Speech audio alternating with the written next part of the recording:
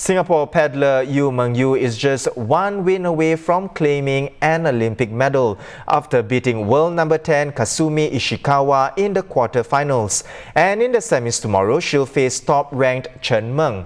A victory will guarantee an unprecedented silver in the women's singles for Singapore. At the very least, Meng will get another chance in the bronze medal playoff.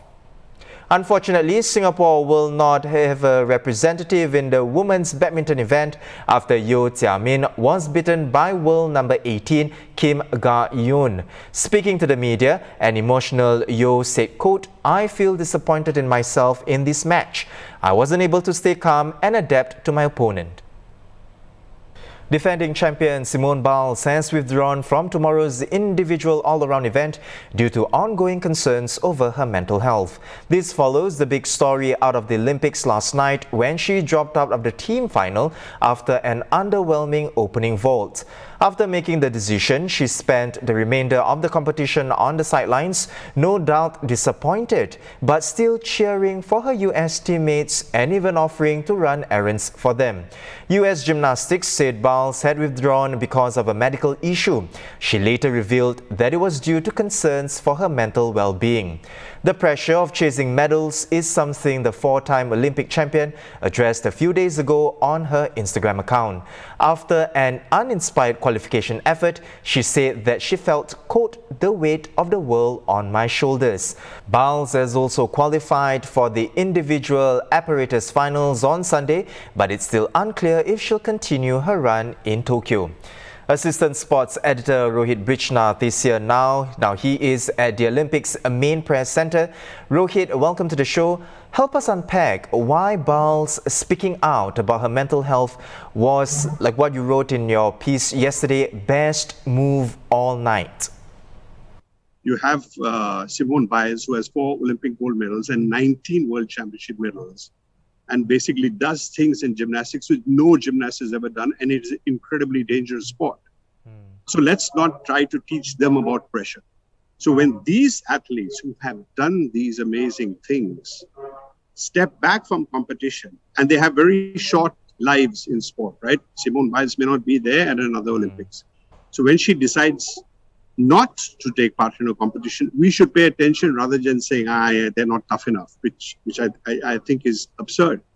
And so I think we should listen to them. Pressure on athletes has gone out of control. I think the emphasis of winning has gone out of control. I think, modern athletes have to deal with social media. They have to deal with people who expect them to be perfect all the time. They have to deal with abuse. They have to deal, gymnasts, for example, have had to deal with sexual abuse in America. So there are so many things that athletes have to deal with. And so I thought she did a good thing, because I feel gymnastics is dangerous, right? The things that she done are dangerous. So if you're not ready, right, then you need to pull out. And I think it's very difficult to do this. So one of the things that happened, which is very interesting, is that earlier this year, the International Olympic Committee produced a mental health toolkit for elite athletes. And some of the figures there, even me, and I've been running sport for a fair amount of time, I was actually astonished by some of the figures. For example, 33.6% of athletes suffer from some symptoms of depression. 49% of them have sleep-related problems. And it's remarkable, actually, because I spoke to a Singapore athlete, a shooter, some weeks ago before the Olympics. And she had tried to qualify for major games, and she had failed by very, very small margins. And she also had a sleep disorder. So I told her, well, actually, you're just one of like 49%. So we need to listen to these athletes. We need to listen to what's going on. We shouldn't feel that we know all the answers. We shouldn't just rely on this old-fashioned view, oh, you've got to suck it up. Right. Rohit, you pointed out as well, some would say that dealing with mental pressure is all part of the job as a professional athlete. So where is the line between handling the pressure of being in the spotlight and taking care of one's mental health? So that is key. Pressure, grit is part of professional sport. All these athletes know it. They train incredibly hard. They bleed. You've ever seen a rower's hands? They're amazing. They're full of these blisters, some of them blood blisters, and they sweat, they hurt, they pull muscles, they do this sort of stuff. They know pressure. They are the ones in the arena. We are not. I think that's one of the things we have to understand. We don't know what it's like, to have people expect perfection from us all the time. We just don't know that. And so I think, we also have to remember that these athletes are very, very young. I mean, Simone Biles is 24 years old. Naomi Osaka is 23 years old. And I think they have been put, some of them, in situations where they are very uncomfortable. And so can they manage pressure? Obviously, because they wouldn't have got to this level unless they can manage pressure.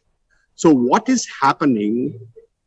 What is it that is pushing them over the line is something obviously we have to investigate. And I think sport has to listen to these athletes and find out what's going on, that an athlete who trains for 5 years to be in Olympics, to be at the Olympics, to win a gold medal, decides to opt out. Just something is wrong. We can't just say that it's too much, that they don't have grit. That, I find that unbelievable that people could say they don't have grit. Of course they do. But something is happening that is making them feel that this is too difficult. So what is it? And I think rather than everybody just, I think some people are being, a lot of people have been quite supportive of her, but there are also people being cruel. And I think it's a time for us to, learn a little bit.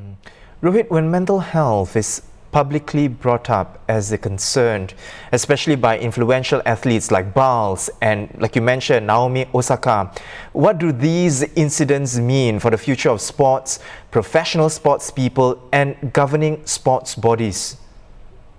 Yeah. So I think actually it's incredibly brave of these athletes to do what they're doing, because I feel with anything, it's like athletes who protest, whether they're talking about Black Lives Matter or they're doing anything. I think athletes who have big platforms, who have a huge amount of followers, who are quite famous, I always admire athletes who use these platforms, who stand up for things. So I think in a way, Osaka and Biles are standing up for things. They're calling attention to an issue. Now, in that mental health toolkit I talked about the International Olympic Committee, when they ask athletes, what's the main reason why you don't report mental health issues? The number one reason was stigma, because of the way we look at mental health and the way we, our reflex is to say, they're just weak. But of course, it's not. It's far more complicated than that. So one of Biles' teammates said a very interesting thing. So some people might feel, she let her teammates down by sort of abandoning them right at the moment of competition.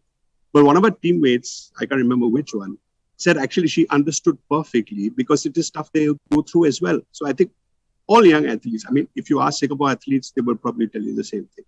All athletes go through some version of this. This is when the pressure becomes too much and the demands become too much. And so I think coaches have to be very sensitive. Officials have to be very sensitive. You've got to listen. You've got to be tough, but you've also got to listen to what they're going through. And I think that's what Biles has done. She's making us have what we need to have, which is a conversation.